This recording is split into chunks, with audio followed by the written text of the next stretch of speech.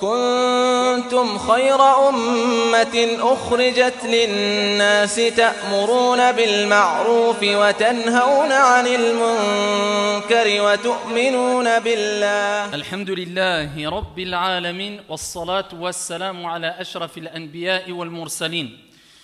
Mes chers frères et sœurs, il ne vous échappe pas que nous nous approchons rapidement, certainement, des jours dont Allah subhanahu wa ta'ala a évoqué dans le Saint-Coran et dont le prophète Mohammed alayhi afdalus salati wa askat taslim a évoqué maintes fois, et on le retrouve dans plusieurs récits prophétiques authentiques. Ces journées-là sont considérées comme étant les meilleures journées qu'il y a dans ce bas monde, les meilleures journées de l'année, les journées où les actions sont les plus aimées auprès de notre Seigneur Tabaraka wa Ta'ala. Un énorme cadeau venant d'Allah Tabaraka wa Ta'ala. Ces journées-là ne sont autres que Al-Ashrul Awa'il min Dhil Hijjah. Donc bien sûr, là je parle du calendrier hégirien et pas grégorien. Concernant les fêtes religieuses, concernant certaines récompenses qui ont été mentionnées dans le Coran ou bien dans la Sunna authentique qui ont rapport avec un temps bien défini concernant le calendrier, bien sûr on se réfère au calendrier lunaire, le calendrier hégirien et pas grégorien. Donc c'est pour ça que je dis Al-Ashru, les 10 premières journées ou 10 premières journées du mois appelé ici Dhul Hijjah. Donc quand on va rentrer le jour de Dhul Hijjah, à vous de vous renseigner, à vous de rechercher, à vous d'être sur vos gardes, à vous de mettre en marche le compte à rebours. Et bien quand vous savez qu'on est rentré dans le premier de Dhul Hijjah, eh bien sachez que nous sommes entrés dans les meilleurs jours de ce bas monde. Les jours où les actions sont les plus aimées auprès d'Allah subhanahu wa ta'ala. Ces journées-là qui sont tellement importantes et aimées auprès de Dieu qu'Allah tabaraka wa ta'ala a juré en utilisant cette lettre qui est al-waw, appelée waw al-qasam, le waw du serment, a juré par ces journées-là dans le Saint-Coran. Et Allah tabaraka wa ta'ala, notre Seigneur, l'immense, al-azim, ne jure que par ce qu'il y a de azim, d'immense. Allah dit dans le Coran wal fajr, par l'aube, wa layalin ashar, et par les 10 nuits. Eh bien ici Ibn Abbas, Turjuman al-Qur'an, Mujahid, comme l'a rapporté Ibn Kathir al-Mufassir dans son tafsir, disent que cela a comme référence, ou fait référence plutôt, aux 10 premières journées de Dhul Hijjah. Donc Allah tabaraka wa ta'ala a juré par ces journées-là pour nous montrer la grandeur, l'importance, la valeur qu'ont ces journées-là ici auprès d'Allah Azza wa Jal. Deuxième des choses, rapporté par Al-Bazzar bisanadin Hassan, le prophète alayhi afdalus salatu wa askat taslim a dit explicitement afdalul ayyam, les meilleurs des jours ici d'ici-bas de ce bas monde, eh bien sont ces 10 journées-là, les 10 journées de Dhul Hijjah. Et il dit ensuite, c'est ces journées-là qui sont mentionnées dans le verset coranique de Surat Al-Hajj, et j'abrège, entre autres, Allah tabaraka wa ta'ala dit en parlant de ces journées-là, وَيَذْكُرُ اسْمَ اللَّهِ فِي أَيَّامٍ مَعْلُومَاتٍ. Et il mentionne, donc lors de ces 10 journées-là, ils mentionnent leur Seigneur, ils évoquent leur Seigneur, ils font du dhikr. Dhikr, c'est le fait de se souvenir, de se rappeler d'Allah tabaraka wa ta'ala, et on va en parler. Ils se rappellent, ils évoquent fréquemment Allah Azza wa Jal dans ces journées ici déterminées ou fixées. Et Allah tabaraka wa ta'ala nous dit dans le Saint-Coran aussi وَاذْكُرُوا اللَّهَ فِي أَيَّامٍ مَعْدُودَاتٍ, dans un autre verset coranique, et évoquer Allah tabaraka wa ta'ala dans des journées bien déterminées. Donc on a dit le premier verset coranique faisait référence au quoi? Aux 10 journées. C'est-à-dire Allah nous indique et nous rappelle l'importance d'évoquer Allah pendant les 10 journées, les 10 premières journées de Dhul Hijjah. Dans le deuxième verset coranique que je viens de citer, وَاذْكُرُوا اللَّهَ فِي أَيَّامٍ مَعْدُودَاتٍ, et évoquer Allah tabaraka wa ta'ala dans des journées bien déterminées. Al-ulama wa minhum Ibn Abbas wa ghayru ont dit que cela fait référence aux jours appelés Ayyam al-Tashriq, c'est-à-dire les 3 journées qui suivent le jour de l'Eid. C'est des jours de fête pour le musulman. Et donc pendant ces journées-là, eh bien il est demandé aux musulmans d'évoquer son Seigneur tabaraka wa ta'ala fréquemment aussi. De toute manière, il est demandé d'évoquer Allah Azza wa Jal de façon fréquente, en dehors même de ces journées-là. Que dire de ces journées-là? Rapporté par l'imam Ahmad, rahmatullahi alayhi, Le prophète alayhi afdalus salati wa azka taslim nous dit les journées les plus importantes. Donc on voit que c'est les journées les plus aimées auprès d'Allah. Et là le prophète nous dit les journées les plus importantes auprès de notre Seigneur tabaraka wa ta'ala sont les 10 journées de Dhul Hijjah, les 10 premières journées. Et il dit les œuvres sont les plus aimées auprès d'Allah Azza wa Jal et augmentées pendant ces journées-là. فَأَكْثِرُوا فِيهِنَّ مِنَ التَّهْلِيلِ وَالتَّكْبِيرِ وَالتَّحْمِيدِ.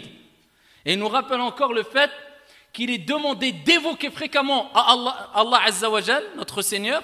Et à titre d'exemple, le prophète alayhi salatu wassalam nous dit augmenter le takbir, le fait de dire Allahu Akbar, Allahu Akbar. Le tahlil, le fait de dire La ilaha illallah, c'est la meilleure parole.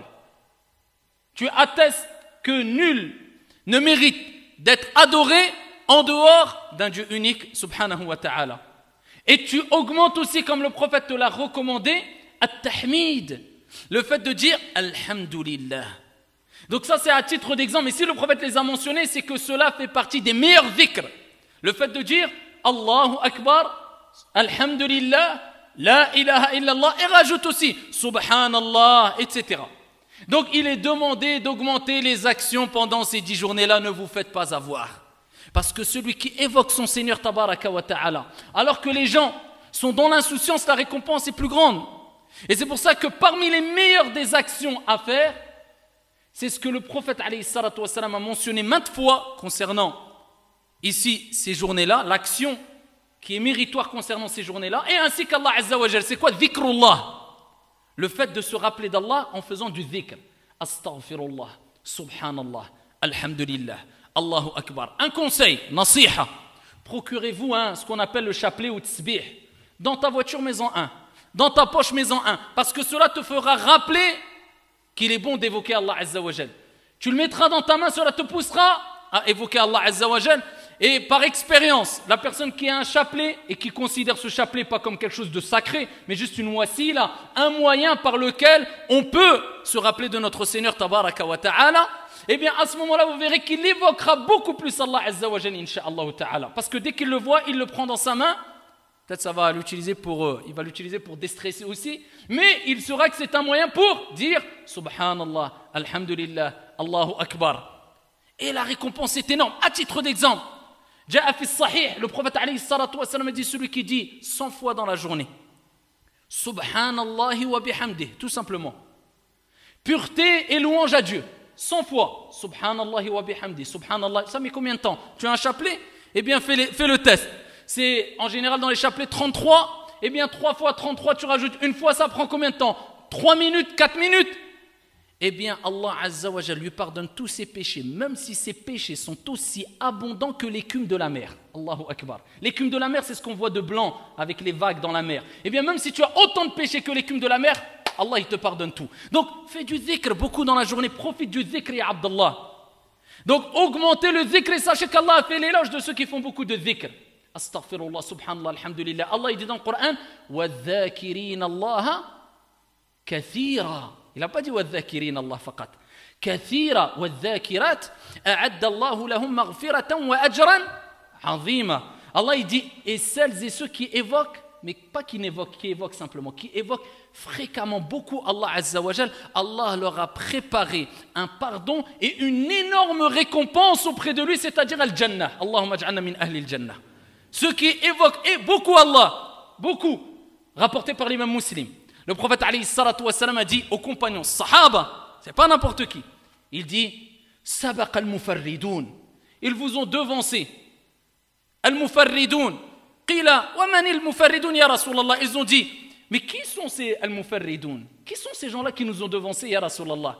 Et le prophète alayhi salatu wassalam a dit, al-dhakirin Allah kathiran wa al-dhakirat. Allahumma ja'alna minhum. Il dit celles et ceux qui font beaucoup de dhikr, ils vous ont devancé. Rubbama une personne parle beaucoup dans la journée. Il montre de façon apparente qu'il est pieux, mais celui qui se tait, qui est discret et qui fait beaucoup de dhikr, eh bien l'a devancé. Voilà pourquoi le prophète il a dit ils vous ont devancé. Celles et ceux qui font beaucoup de dhikr. Subhanallah, alhamdulillah, la ilaha illallah, Allahu akbar. Surtout pendant ces journées-là, les 10 jours de Dhul Hijjah, il prend une habitude de faire ça tout au long de tout au long de ta vie, ya Abdallah. Parmi les bonnes actions à faire, as-siyam, le jeûne. Rapporté par l'imam Muslim, eh bien des épouses du prophète alayhi salatu wa sallam ont dit que le prophète sallallahu alayhi wa sallam faisait as-siyam les 9 journées de Dhul Hijjah, pas la 10e, les 9 journées de Dhul Hijjah. Il jeûnait les 9 premières journées de Dhul Hijjah. En tout cas, ce qui est recommandé, eh bien, c'est de faire cette action qui fait partie des meilleures des actions pendant les journées où les actions sont les plus aimées auprès d'Allah Azza wa Jal. Khair ala khair, nour ala nour. Bien sur bien, lumière sur lumière. As-siyam. Essaye de jeûner pendant ces 10 journées-là. Si tu n'as pas les capacités, essaie de faire au moins Yawmu Arafah. Vous connaissez toutes et tous le hadith où le prophète alayhi afdalus salati wa taslim a dit celui qui jeûne le jour de Arafah, pas pour ceux qui font le hajj, ceux qui restent ici, ceux qui jeûnent le jour de Arafah, c'est-à-dire la veille de l'Eid, le jour de Arafah, eh bien ils auront la récompense. Le prophète a dit j'espère d'Allah Azza wa Jal la récompense ici qui est la suivante, l'expiation, ou plutôt l'expiation qui est la suivante, l'expiation de 2 années de péché. Sanatan, 2 années. Combien de péchés on fait dans une journée, billahi alaykum? Dans une semaine, dans un mois, dans un an. Rahmatullahi azza wa jal wasi'a. Regardez Allah comment il nous pardonne facilement les péchés. Car Allah il veut notre khir, il veut notre bien. Il veut qu'on le rencontre sans péché, qu'on rentre au paradis. 2 années, 1 année de péché passé. Et regardez la miséricorde d'Allah. 1 année de péché à venir. Tu n'as même pas encore fait un péché, Allah il te pardonne. Pourquoi? Une journée de siyam, une journée de jeûne. Le jour de Arafah. Ratez pas cette journée de jeûne de Arafah. Parmi les bonnes actions pendant ces journées-là, et parmi les meilleures des actions qui réunit tout, il y a quoi? Al-Hajj. Et on implore Allah Azza wa Jal de faciliter le Hajj à tous celles et ceux qui ne l'ont pas accompli. Amin. Ici, le pèlerinage, c'est parmi les meilleures des actions. Et la récompense est énorme. À titre d'exemple, le prophète alayhi salatu wa salam fait sahih, il dit Al-Hajjul Mabrour. Le Hajj pieusement accompli, sincèrement et conformément, laysa lahu jaza. Il n'a pas d'autre récompense, illa al-jannah. Il n'a pas d'autre récompense que le paradis. Il n'y a pas d'autre, c'est le paradis. Celui qui fait le Hajj pieusement accompli, il a le paradis, al-jannah. Rawahu ibn Hibban bi sanadin sahih. Le prophète alayhi afdalus salati wa taslim a été interrogé sur la récompense de le Hajj. Regardez le prophète ce qu'il dit alayhi salatu wa salam. Il dit celui qui fait le Hajj, quand il sort de chez lui, il prend sa monture, peu importe sa monture. Dès qu'il il prend sa monture, et là il fait référence aux montures qu'ils avaient à l'époque, chameau, cheval, etc. Il dit, il n'y a pas un pas que fait sa monture sans qu'Allah Azza wa Jal, dès qu'il sort de chez lui, il est dans une ibada. Sans qu'Allah subhanahu wa ta'ala ne lui efface un péché ou ne lui accorde une bonne action. À chaque fois. Donc dès que tu sors de chez toi, tu es dans une ibada. Chut, faut pas se plaindre. Attention de gâcher ton hajj. Te dispute pas, te plains pas. Isbir wa ihtasib. Patiente et espère la récompense d'Allah, sinon tu vas tout gâcher. Dès que tu sors de chez toi, tu es dans une ibada. Et il dit, le jour de Arafah al-Hajj, Allah descend au degré le plus ciel, au niveau le plus bas du ciel. Et il se vante de ses serviteurs. Et il dit, regardez mes serviteurs devant le malaïka. Ils sont décoiffés, ils sont remplis de poussière, ils sont fatigués. Et il dit, je vous prends un témoin, que je leur ai tous pardonné leurs péchés, même si leurs péchés sont aussi abondants que les grains de sable dans un désert. Allah, il pardonne tous les péchés. Et il dit, quand il jette les pierres dans Jamarat, il ne connaîtra sa récompense, elle est tellement énorme, il ne connaîtra sa récompense qu'au jour de la résurrection. Et quand il finit son dernier tawaf, il n'a plus aucun péché, tous ses péchés sont pardonnés. Al-Hajjul Mabrour. Et pendant le Hajj, eh bien, tu as dua et tu as le dhikr et c'est parmi les meilleures des actions. C'est pour ça que celles et ceux qui ont les capacités, celui qui a les capacités physiques, financières et qui remplit les conditions, doit obligatoirement faire son pèlerinage. Sinon, cela fait partie des graves péchés en islam, car c'est un pilier que tu as abandonné. Amma celui qui n'a pas les capacités, ici, il est exempté, excusé, et il peut gagner la récompense de l'Hajj à travers beaucoup d'actions, comme on l'a vu plusieurs fois. Parmi les bonnes actions à faire aussi, c'est, pour terminer, Al-Udhiyya. Al-Udhiyya, c'est quoi? Eh bien, c'est le sacrifice de la bête. Eh bien, le jour de Al-Eid, après la khutbah, au moment de Duha, et c'est pour ça qu'on appelle Al-Udhiyya, car ici, cela a référence avec le terme Ad-Duha et le moment de Ad-Duha, parce qu'on sacrifie la bête que quand Doha est rentré, eh bien, cette journée-là, le sacrifice fait partie des meilleurs ibadat et des plus grands actes d'adoration et des actes d'adoration les plus aimés auprès d'Allah tabaraka wa ta'ala. Et là, je m'adresse à celles et ceux qui négligent ici cette recommandation prophétique, car chez Al-Jumhur, chez la majorité des savants et des écoles juridiques, ils considèrent que c'est une sunna, pas une sunna simplement, mais une sunna mu'akkada, fortement recommandée. Et certains comme Al-Ahnaf, Inda Al-Hanafiya, ils considèrent que c'est obligatoire de faire le sacrifice pour celui qui a les moyens, bien sûr, pour celui qui a les moyens. Mais certains négligent, ils ont les moyens, mais ils préfèrent faire devancer telle ou telle chose. Eh bien, nous leur disons que l'udhiya est faite et accomplie, ce sacrifice-là de la bête le jour de l'Eid, en commémoration à l'événement qui a marqué l'histoire islamique. Quand Allah Jalla wa Ala a éprouvé Ibrahim alayhi salam, il a éprouvé sa foi à travers l'histoire très connue, quand Allah tabaraka wa ta'ala a révélé à Ibrahim qu'il fallait sacrifier son fils Ismaël. Et c'était un test pour tester sa foi. Et Ibrahim a réussi ce test et ensuite Allah Jalla wa Ala a descendu un mouton et ici Ibrahim alayhi salam a sacrifié la bête. Eh bien nous, Allah nous éprouve que un peu dans nos poches et on a du mal. Allah ne nous a pas éprouvé dans le sacrifice comme il a éprouvé Ismaël dans notre juste pour sortir un peu d'euros et tant ça commence. C'est trop cher, c'est quoi ces prix? Tais-toi, au scout, ça c'est pour Allah que tu le fais. Ça c'est une autre histoire. Le hajj il est trop cher, c'est une autre histoire, c'est un autre débat. Il peut y avoir débat, oui il y a des choses qui est en tort, qui n'est pas en tort. Mais au moment où toi tu donnes de l'argent, tu es fils sabilillah, tu le donnes pour Allah, tais-toi, te plains pas. Et plus c'est cher, plus tu as donné de l'argent, plus tu es récompensé. De quoi tu te plains? Bien sûr, si tu n'as pas les capacités, ne donne pas. Et l'histoire est réglée, tu es exempté. Mais pourquoi tu fais des longs débats comme si tu le faisais, c'était une corvée pour toi? Tu le donnes pour Allah. Et ce qui est recommandé, c'est de sacrifier la plus grosse bête possible. Maintenant, nous on choisit la plus petite bête possible. Parce que j'ai pas besoin. C'est une ibada.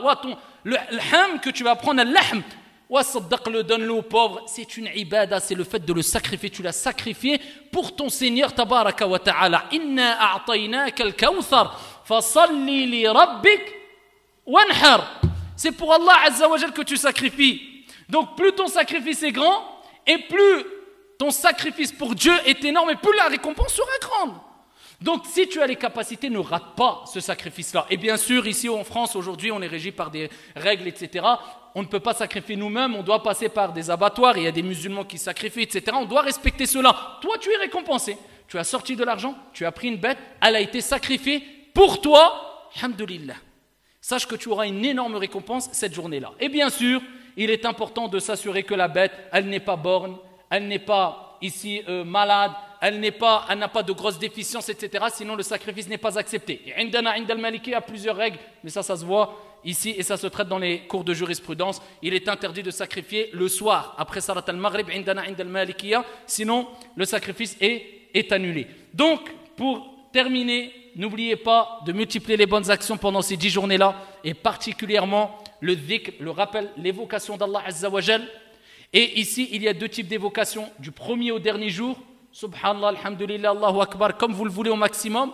Et le jour, Indana Indal Malikiya, le jour de l'Eid, Ba'd as-Salat al-Dhuhr, jusqu'au 3e jour de Tashriq, le 3e jour qui suit, après Salat al-Subh, après chaque prière, eh bien, il est recommandé de dire à 3 reprises du dhikr, Allahu Akbar, Allahu Akbar, Allahu Akbar. De faire du dhikr après chaque prière, ici, jusqu'au 3e jour après Salat al-Subh.